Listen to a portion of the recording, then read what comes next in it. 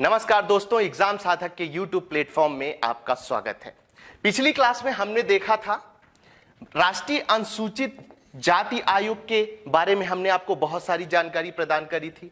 राष्ट्रीय अनुसूचित जनजाति आयोग के बारे में हमने आपको बहुत सारी जानकारी दी थी और मैंने एक चीज ये बताया था कि जब जब आपको आयोग पढ़ना है तो पहली क्लास में हमने आपको 10 आयामों के बारे में बताया था। उन्हीं आयामों को आधार बनाकर हम सारी क्लास कर रहे हैं। यदि आपने पहली क्लास नहीं देखी है तो पहली क्लास देखिए ताकि आपको चीजें समझ में आए कि हम किसे बेस बनाकर ये सारी चीजें कर रहे हैं। तो हम आयाम को ही बेस बनाकर सारी चीजें कर रहे हैं। पिछली क्लास में हमने ये दोनों आयोग देखे थे, उसके साथ मध्य प्रदेश एससी आयोग के बारे में हमने आपको जानकारी दी थी। उसके बाद एमपी एसटी आयोग के बारे में हमने आपको ढेर सारी जानकारी दी थी। ठीक है, और आज हम पढ़ने वाले हैं राष्ट्रीय पिछड़ा वर्ग आयोग, जिसके बारे में हम आपको बताने वाले हैं। अब राष्ट्रीय पिछड़ा वर्ग आयोग की जैसे ही बात चलती है तो इसमें सबसे महत्वपूर्ण बात यह हो जाती है कि आखिर ये कब से चर्चा में चल रहा है। तो इसके बारे में जो कि आज के समय में जब आप प्रीलिम्स एग्जाम के पेपर उठाकर देखेंगे तो उसमें आयोगों के बारे में क्वेश्चन पूछे जाने लगे हैं। और वो कैसे पूछे जाते हैं, वो सीधा दे देगा कि काका कालेलकर आयोग किससे संबंधित है। इसी बात को ध्यान में रखते हुए हम क्या करने वाले हैं, इस आयोग के अंतर्गत राष्ट्रीय पिछड़ा वर्ग आयोग के अंतर्गत सबसे पहले हम विकास को देखने वाले हैं कि आखिर इसका विकास कैसे हुआ, कैसी परिस्थितियां बनी और विकास शुरू हुआ। तो सबसे पहले बात होती है वर्ष 1953 की। 53 में क्या होता है, काका कालेलकर, ये बहुत ही इंपॉर्टेंट नाम है, 3 स्टार बना के आप नोट डाउन करिए कि काका कालेलकर के नेतृत्व में पिछड़ा वर्ग समिति का गठन किया गया था। ठीक है, तो आपसे कैसा क्वेश्चन पूछा जा सकता है, यहां पर कैसा क्वेश्चन पूछा जा सकता है कि काका कालेलकर, ठीक है, काका कालेलकर समिति किससे संबंधित है। तो वो क्या करेंगे, राष्ट्रीय अनुसूचित जाति आयोग आपको दे देंगे, राष्ट्रीय अनुसूचित जनजाति आयोग दे देंगे, राष्ट्रीय पिछड़ा वर्ग आयोग दे देंगे या चुनाव आयोग दे देंगे। तो उसमें से आपको आंसर चुनना होगा। ठीक है, तो यहां पर आपको याद रखना है कि काका कालेलकर का नाम किससे संबंधित है, तो राष्ट्रीय पिछड़ा वर्ग आयोग से संबंधित है। उसके बाद ज्यादा डीप में घुसने की जरूरत नहीं है, जहां डीप में घुसने की जरूरत है उसके बारे में मैं खुद इंफॉर्मेशन आपको दूंगा। ठीक है, उसके बाद बात करते हैं वर्ष 1979 की। बीपी मंडल, ये आपको बहुत सारी चीजें, और बीपी मंडल का नाम आपने कई बार सुना होगा। 2 चीजें, एक तो बीपी मंडल का नाम आपने बहुत सुना होगा जब जब ओबीसी आरक्षण की बात होती है, और दूसरा आपने बीपी सिंह सरकार का नाम बार बार सुना होगा। इसलिए बीपी मंडल और बीपी सिंह सरकार दोनों ही आपके लिए महत्वपूर्ण हो जाते हैं। ठीक है, बीपी सिंह सरकार में क्या हुआ था आगे मैं बताने वाला हूं, लेकिन यहां पर आपको याद रखना है दोनों चीजें बहुत ही इंपॉर्टेंट है। हो सकता है आपसे ईयर पूछ लिया जाए कि वर्ष 19 बीपी मंडल आयोग कब बना था, इस तरह से पूछा जा सकता है, क्योंकि वर्ष 1979 का जो समय था भारत सरकार के लिहाज से बहुत महत्वपूर्ण था। इसलिए यह वर्ष भी आपको याद रखना यहां पर जरूरी है कि बीपी मंडल किससे संबंधित है। तो वर्ष 1979 में है और इनकी अध्यक्षता में 6 सदस्यीय एक आयोग बनाया गया था। और कौन सा आयोग बनाया गया था, तो पिछड़ा आयोग बनाया गया था। ठीक है, अब ये आयोग किस बात को ध्यान में रखकर बनाया गया था, आयोग ये इस बात को ध्यान में रखकर बनाया गया था कि जो पिछड़े लोग हैं उनका कल्याण कैसे किया जा सके, उनको जो संवैधानिक अधिकार प्राप्त है उनका संरक्षण कैसे किया जा सके, इन सारी चीजों को ध्यान में रखकर यह मंडल आयोग बनाया गया था। ठीक है, उसके बाद मंडल आयोग ने जो है 3 आधार बताए। ठीक है, क्योंकि ऐसा नहीं है कि आयोग गठित हुआ और वो तुरंत बता देंगे। तो उन्होंने, मंडल आयोग ने जब अपनी रिपोर्ट दी तो उन्होंने बताया कि आखिर ये पिछड़ेपन का कारण क्या है। ठीक है, पिछड़ेपन का इन्होंने 3 कारण बताए। कौन कौन से, सामाजिक कारण बताया, आर्थिक कारण बताया और शैक्षणिक कारण बताया। तो हो सकता है कि यहां पर एक क्वेश्चन बन सकता है कि बीपी मंडल आयोग के द्वारा ओबीसी के लिए या पिछड़ा वर्ग के लिए कौन से 3 आधार सुझाए गए थे। ठीक है, यह हो सकता है कि इनमें से कौन सा आधार नहीं सुझाया गया था, इस तरह का क्वेश्चन भी पूछा जा सकता है। तो आपको 3 नाम याद रखने हैं, सामाजिक आधार पर, आर्थिक आधार पर और शैक्षणिक आधार पर। ठीक है, इसी क्रम को जब हम आगे बढ़ाते हैं तो देखिए विश्वनाथ प्रताप, बीपी सिंह, जिसकी चर्चा मैं अभी कर रहा था, 1990 में बीपी सिंह की सरकार थी।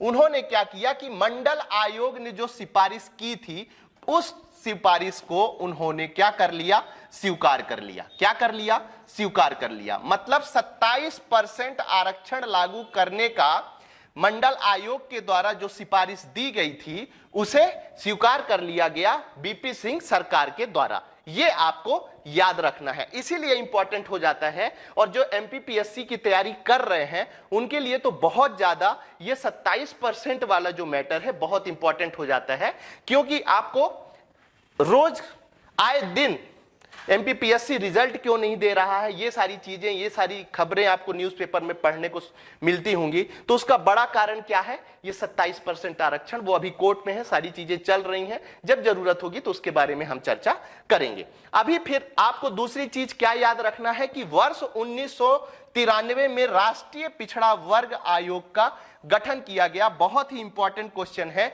और ये आपको याद रखना है कि किस वर्ष राष्ट्रीय पिछड़ा वर्ग आयोग का गठन किया गया। तो 1993 में राष्ट्रीय पिछड़ा वर्ग का गठन किया गया। उसके बाद एक और आयोग आपको याद रखना है, रोहिणी आयोग। इंपॉर्टेंट है, 3 क्वेश्चन, 3 स्टार बना के नोट डाउन करिए। इन्होंने क्या कहा था कि 500 विषम जातियों को वर्गीकृत करने के लिए, ठीक है, वर्गीकृत करने का या राष्ट्रीय पिछड़ा वर्ग में उन्हें होना चाहिए कि नहीं होना चाहिए जातियों को लेकर, तो जो सुझाव दिए थे या जो सिफारिश करी थी वो किसके द्वारा की गई थी, रोहिणी आयोग के द्वारा की गई थी। ठीक है, उसके बाद वर्ष 2018 में संविधान संशोधन 102 के तहत संवैधानिक दर्जा दिया गया। ये बहुत इंपॉर्टेंट हो जाता है। पिछली क्लास में जब हम एससी आयोग के बारे में पढ़ रहे थे तो एससी के बारे में किसमें पढ़ रहे थे कि इसकी चर्चा की गई है 338 में। और जब एसटी के बारे में हम पढ़ रहे थे तो क्या बताया था हमने कि 2004 में अनुसूचित जाति और अनुसूचित जनजाति को आयोग को अलग कर दिया गया था। ठीक है, और 338 का जोड़ दिया गया था। क्या जोड़ दिया गया था, 338 का जोड़ दिया गया था। ठीक है, उसके बाद 2018 में 102वां जो संविधान संशोधन हुआ उसमें अनुच्छेद 338 खा जोड़ दिया गया, जिसके अंतर्गत क्या जोड़ दिया गया, राष्ट्रीय पिछड़ा वर्ग आयोग। ठीक है, तो ये तीनों जो 338 आर्टिकल है, ठीक है, 338 जो आर्टिकल है ये बहुत इंपॉर्टेंट हो जाता है रिजर्वेशन के लिहाज से भी। और इसमें तीन चीजों की बहुत महत्वपूर्ण व्याख्या की गई है। एक एसटी की बात की गई है, एससी की बात की गई है और ओबीसी की बात की गई है। ठीक है, तो इन तीनों चीजों को इसके अंतर्गत रखा गया है। और इसमें कौन कौन से अनुच्छेद याद रखने हैं आपको, तो अनुच्छेद 338 एससी के लिए है, अनुच्छेद 338 का एसटी के लिए है और अनुच्छेद 338 खा किसके लिए है, ओबीसी के लिए है। और तीनों में आयोग की बात की गई है। ठीक है, चलिए यहां याद रखिएगा, इसको 3 स्टार बना के नोट डाउन करिए क्योंकि ये काफी चर्चा में रहा है। इसमें आपको ईयर भी याद रखना है, कौन सा संविधान संशोधन है आपको वो भी याद रखना है। तो 102 नंबर का संविधान संशोधन है, ये भी आपके लिए इंपॉर्टेंट हो गया है। ठीक है, अब हम बात कर लेते हैं सामान्य परिचय की। सामान्य परिचय में कौन कौन सी चीजें याद रखनी है, विकास से जिस तरह के क्वेश्चन पूछे जाने हैं वो सारी चीजें मैंने आपको पीछे बता दी। अब सामान्य परिचय से कौन कौन सी चीजें आपको याद रखनी है उसके बारे में बता दूं। एक बार फिर से आपको याद दिला देना चाहता हूं कि ये जो मैं स्लाइड बना रहा हूं वो मेरा उद्देश्य यही है कि आपको अलग से मेहनत ना करना पड़े और हर लाइन में एक क्वेश्चन बन रहा है। ठीक है, ये चीज आपको याद रखना है। मतलब क्वेश्चन कैसे पूछे जाते हैं मैंने उन्हीं चीज को रख के आप एमसीक्यूज कर लीजिए या इस स्लाइड के हर लाइन को पढ़ लीजिए, बात बराबर है। ठीक है, तो जल्दी जल्दी ये रिवीजन के लिहाज से कि आप बहुत जल्दी बहुत सारी चीजें पढ़ सकते हैं, बहुत सारी चीजें कवर अप कर सकते हैं, ये सारी चीजें कर सकते हैं। राष्ट्रीय पिछड़ा वर्ग आयोग का गठन कब किया गया था, तो मैंने पीछे बताया था आपको 1993 में, लेकिन केवल 1993 से काम नहीं चलने वाला है। आपको पूरी डेट याद रखनी है, 3 स्टार बना के आप नोट डाउन करिए। 14 अगस्त 1993 को राष्ट्रीय पिछड़ा वर्ग आयोग का गठन किया गया था। दूसरी बात, इसकी प्रकृति संवैधानिक आयोग की हो गई है। कब से हो गई है इसकी प्रकृति संवैधानिक आयोग की, ये आपको याद रखना है। तो वर्ष 2018 से पहले ये क्या था, संविधिक था। क्या था ये, संविधिक था। लेकिन 2018 में 102वां संविधान संशोधन किया गया और 102वां संविधान संशोधन के बाद ये कौन सा आयोग बन गया, तो ये संवैधानिक आयोग बन गया। ये आपको याद रखना है, ठीक है। उसके बाद इस आयोग को, किस आयोग को, राष्ट्रीय पिछड़ा वर्ग आयोग को संवैधानिक दर्जा कब दिया गया, तो ये भी आपको याद रखना है। देखिए 3 दिन का अंतर है। यदि गठन पूछा जाए, कंफ्यूजन दिमाग में नहीं पालना है, गठन पूछा जाए तो 14 अगस्त 1993 को, एक बार फिर से मैं अपने आप को रिपीट कर रहा हूं, यदि गठन पूछा जाए तो 14 अगस्त 1993 को, और संवैधानिक दर्जा पूछा जाए कि कब दिया गया है, तो 11 अगस्त 2018 को इसे संवैधानिक दर्जा दिया गया है। और यह बिल्कुल पूछा जा सकता है कि आयोग को संवैधानिक दर्जा कब दिया गया है, तो 11 अगस्त 2018 को संवैधानिक दर्जा दिया गया है, ठीक है। यहां तक की चीजें क्लियर है। चलिए अब बात कर लेते हैं गठन और संरचना की, ठीक है। बताया मैंने आपको कि हर जो मैंने आयाम आपको पहली क्लास में बताया है, उन्हीं आयामों को आधार बनाकर मैं सारी चीजें आपको दे रहा हूं, ठीक है। गठन और संरचना की जब बात की जाएगी तो यह बहुसदस्यीय है, बहु नहीं है, यह बहुसदस्यीय निकाय है। बहुसदस्यीय निकाय का मतलब क्या है कि एक से ज्यादा सदस्य इसके अंतर्गत होंगे। क्या याद रखना है आपको, एक से ज्यादा सदस्य इसके अंतर्गत होंगे। अब कौन कौन होंगे, ठीक है, तो इसमें कुल 5 सदस्य होंगे। ठीक उसी तरह जैसे एसटी एससी जब कल मैं आपको पढ़ा रहा था तो वहां भी मैंने आपको बताया था कि 5 सदस्य होंगे। 5 सदस्यों में से एक अध्यक्ष होगा, एक उपाध्यक्ष होगा और 3 अन्य सदस्य होंगे, ठीक है। दिमाग पे बिठा लीजिए, मतलब जाति से संबंधित जो आयोग हैं, दिमाग याद रखने के लिए मैं बता रहा हूं, मैं पर्टिकुलर कोई कमेंट नहीं कर रहा हूं, मैं आपको केवल याद रखने के लिए ये चीज बता रहा हूं कि 5 सदस्य, ठीक है ना। जाति से संबंधित जो भी आयोग हैं 3 संवैधानिक आयोग, पहले राष्ट्रीय पिछड़ा वर्ग आयोग संवैधानिक नहीं था, लेकिन 2018 के बाद उसे संवैधानिक बना दिया गया। उसमें कितने सदस्य हैं, तो 5 सदस्य हैं, एक अध्यक्ष होता है, एक उपाध्यक्ष होता है और 3 अन्य सदस्य होते हैं, ठीक है। तो अध्यक्ष जो होता है उसको किसका दर्जा दिया जाता है, कैबिनेट मंत्री का दर्जा दिया जाता है, और जो उपाध्यक्ष होता है उसे राज्य मंत्री का दर्जा दिया जाता है। कल भी मैंने बताया था जब एसटी एससी आयोग आपको पढ़ा रहा था। उसके बाद जब सदस्यों की बात होती है तो भारत सरकार के सचिव के समकक्ष माना जाता है। और इस तरह के क्वेश्चन, स्टेटमेंट के क्वेश्चन जो अब आने लगे हैं, तो आयोग के क्वेश्चन थोड़ा सा टफ बनाने के लिए वो क्या करने वाले हैं कि इस तरह से स्टेटमेंट दे देंगे कि आपको उनके बारे में बताना है कि वो स्टेटमेंट सही है या गलत है, ठीक है। अब विशेष बात क्या याद रखनी है इसके बारे में, कम से कम एक महिला सदस्य होना अत्यंत जरूरी है इस आयोग में, ठीक है। एसटी एससी आयोग में भी मैंने विशेष बातें बताई होंगी, वहां पर जो बताई हैं वो याद रखिएगा। और ओबीसी में एक महिला कम से कम सदस्य होना, ओबीसी वर्ग की एक महिला कम से कम, ओबीसी आयोग में एक महिला कम से कम सदस्य जरूर रखी जाएगी, ये आपको याद रखना है, ठीक है। चलिए आगे बढ़ते हैं, बात करते हैं नियुक्ति और शर्तों की, ठीक है। जैसे एसटी एससी आयोग में नियुक्ति कौन करता था, तो आपको याद रखना है नियुक्ति राष्ट्रपति के द्वारा की जाती थी। वेतन भत्ते किसके द्वारा निर्धारित किए जाते थे, तो आपको याद रखना है कि वेतन भत्ते राष्ट्रपति के द्वारा निर्धारित किए जाते थे, ठीक है। उसके बाद अध्यक्ष, उपाध्यक्ष और सदस्यों के वेतन भत्ते भारत सरकार के सचिव के समान होते हैं। बहुत ही इंपॉर्टेंट चीज है, 3 स्टार बना के आप नोट डाउन करिए प्लीज, है ना।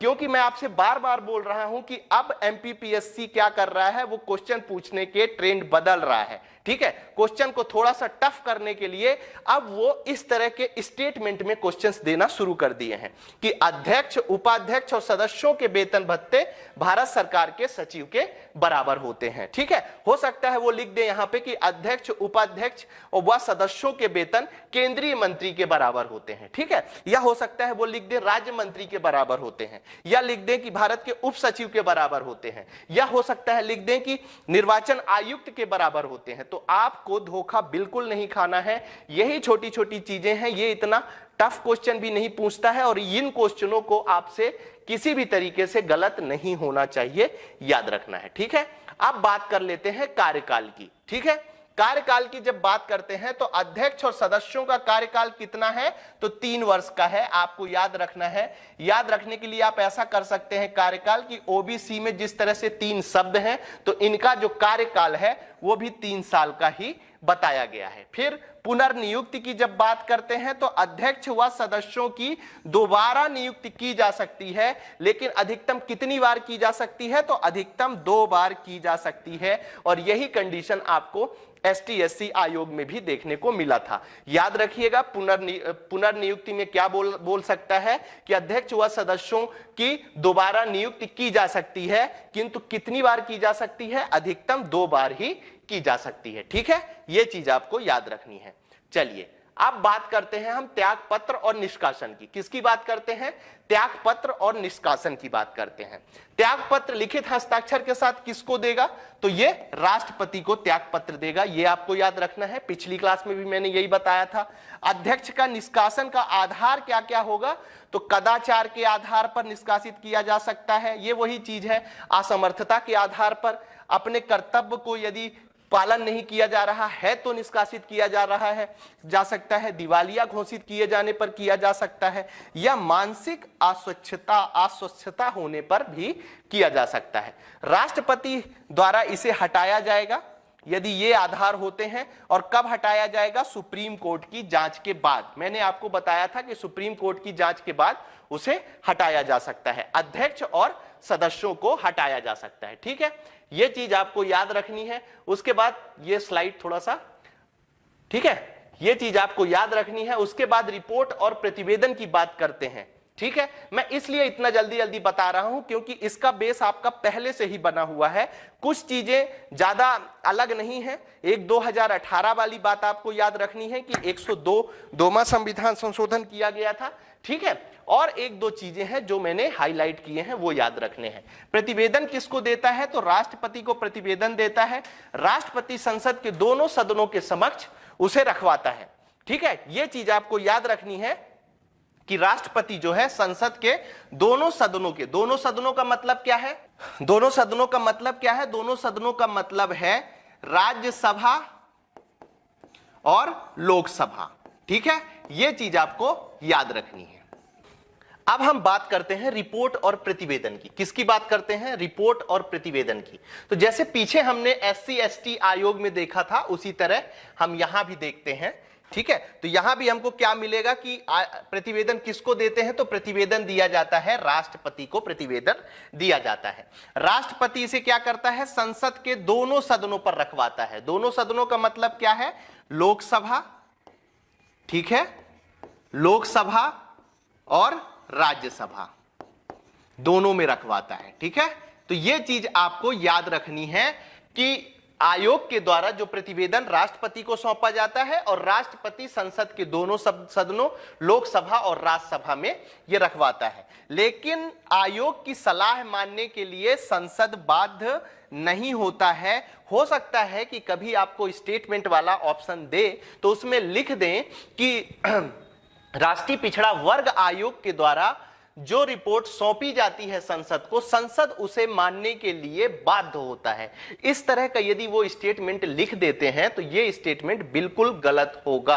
आपको चीजें दिमाग पे रखना है। मैं बार बार बता रहा हूं कि इस तरह से पीपीटी में लिखने का जो मेरा एम है, जो मेरा उद्देश्य है, वो यही है कि जो स्टेटमेंट वाले क्वेश्चंस आपके इस समय ट्रेंड में है और अधिकतर पूछे जाते हैं, वो क्वेश्चन गलत ना हो।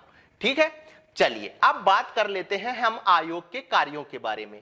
आयोग के कार्यों के बारे में ज्यादा अंतर नहीं है, बस आपको कुछ चीजें याद रखनी है। कौन कौन सी, विशेष शिकायतों की जांच, जिस तरह हमने SC/ST आयोग में किया था कि यदि ओबीसी वर्ग के अधिकारों, ओबीसी वर्ग के लोगों के अधिकारों का यदि हनन होता है तो यह आयोग क्या कर सकता है, जांच कर सकता है। ठीक है, उसके बाद परामर्श, ओबीसी के संरक्षण हेतु परामर्श दे सकता है। अब परामर्श किसको देगा? तो परामर्श देगा सरकार को। और सरकार आयोग से क्यों परामर्श लेगी? तो सरकार को यदि ओबीसी के हित में कोई योजना बनानी है, ठीक है, या कोई नियम बनाना है, तो सारी चीजें किसके अंतर्गत रखी जाएंगी? ओबीसी के संरक्षण के अंतर्गत रखी जाएंगी, ठीक है, विकास और अनुसंधान से संबंधित। यदि ऐसा लगता है, क्योंकि देखिए समय के साथ सारी चीजें परिवर्तित होती रहती हैं, यदि आयोग को लगता है कि विकास और अनुसंधान करना जरूरी है ओबीसी के लिए, ठीक है, और कल्याण के लिए यह सलाह दे सकता है कि यदि ऐसा कर दिया जाए तो ओबीसी का ज्यादा कल्याण हो सकता है, तो ये सारी चीजें भी करने का आयोग जो है, आयोग का काम है। उसके बाद यदि ओबीसी के लोगों का संवैधानिक संरक्षण होता है किसी भी तरीके से, तो निरीक्षण, अधीक्षण और क्रियान्वयन का अधिकार भी आयोग को रखा गया है। अब आयोग की शक्तियों के बारे में बात कर लेते हैं। आयोग की शक्तियों के बारे में क्या बात करना है? तो लगभग वही शक्तियां हैं जो शक्तियां मैंने आपको एसटी एससी के आयोग में पढ़ाई हैं, ठीक है। इसके अलावा शक्तियों का लगभग जितने आयोग अभी तक हमने पढ़े हैं, संवैधानिक आयोग, लगभग सबकी शक्तियां समान है, ठीक है। थोड़ी बहुत अंतर है तो उनको मैं हाईलाइट कर दूंगा जहां पर मिलेंगी, ठीक है। तो सिविल न्यायालय के समान शक्तियां हैं, ठीक है, ये चीज आपको याद रखना है। आयोग की कार्य विधि को विनियमित करने की शक्ति भी आयोग को दी गई है, ये भी आपको याद रखना है। किसी व्यक्ति को सम्मन जारी करना। अब किसी विभाग के किसी अधिकारी से यदि कोई जानकारी प्राप्त करनी है आयोग को, तो आयोग क्या करेगा? उस विभाग के अधिकारी को सम्मन जारी कर देगा, ठीक है, कि साहब आप बताइए। और ये जो शक्तियां दी गई हैं सिविल न्यायालय के समान शक्तियां, तो सम्मन जारी करने पे उस अधिकारी को कंपलसरी वो इंफॉर्मेशन आयोग को देनी पड़ेगी। और आयोग ओबीसी से संबंधित कोई भी इंफॉर्मेशन उसके विभाग से संबंधित है तो वो उससे ले सकता है, ये चीज आपको याद रखनी है। फिर शपथ पत्रों पर साक्ष्य ग्रहण करना, ठीक है। यदि सिविल न्यायालय के समान शक्तियां आयोग को हैं, तो वो जो शपथ पत्रों पर यदि कोई साक्ष्य ग्रहण करना चाहता है तो वो किस पे साक्ष्य ग्रहण करेगा? तो शपथ पत्रों पर वो साक्ष्य ग्रहण करेगा, ठीक है। चलिए अब आगे बढ़ते हैं और पिछड़ा वर्ग आयोग के अध्यक्ष के बारे में बात करते हैं, ठीक है। तो प्रथम अध्यक्ष आपको याद रखना है न्यायमूर्ति आर.एन. प्रसाद हैं, ठीक है। प्रथम नाम आपको आर.एन. प्रसाद का नाम याद रखना है। वर्तमान अध्यक्ष, ये आपका काम है कि आप सर्च करके यहां पर अपडेट करो। पहला रीजन तो ये है कि सर्च करने से जब आप इधर उधर सर्च करोगे तो चीजें आपको याद होंगी। और दूसरा कारण ये है कि यदि आप एग्जाम के 10 दिन पहले पुराना अध्यक्ष लिखा होता है, हो सकता है उस समय हड़बड़ी में आप इसको अपडेट ना करें, तो आपके दिमाग में पुराना नाम रहेगा वर्तमान अध्यक्ष का, और यदि उसने ऑप्शन में दे दिया या कहीं पूछ लिया तो गलत होने की पूरी संभावना है। इसलिए आपको ये चीज याद रखना है, ठीक है। तो यहां तक हमने राष्ट्रीय पिछड़ा वर्ग आयोग के बारे में बात कर ली। अब हम बात करते हैं मध्य प्रदेश राज्य पिछड़ा वर्ग आयोग की। लगभग सारी चीजें वही हैं, कहीं कहीं थोड़ा बहुत परिवर्तन होगा जिसको हम इसके अंतर्गत कवर अप करने वाले हैं, ठीक है। तो सबसे पहले हम क्या करने वाले हैं? सामान्य परिचय के बारे में आपको बता दें। अधिसूचना के द्वारा मध्य प्रदेश राज्य पिछड़ा वर्ग आयोग का गठन किया गया। कब किया गया? तो ये सन आपको याद रखना है 1993 में, ठीक है। उसके बाद ओबीसी जो अधिनियम बना, एक उसके द्वारा जो अनुमति दी गई वो 24 मई 1995 में।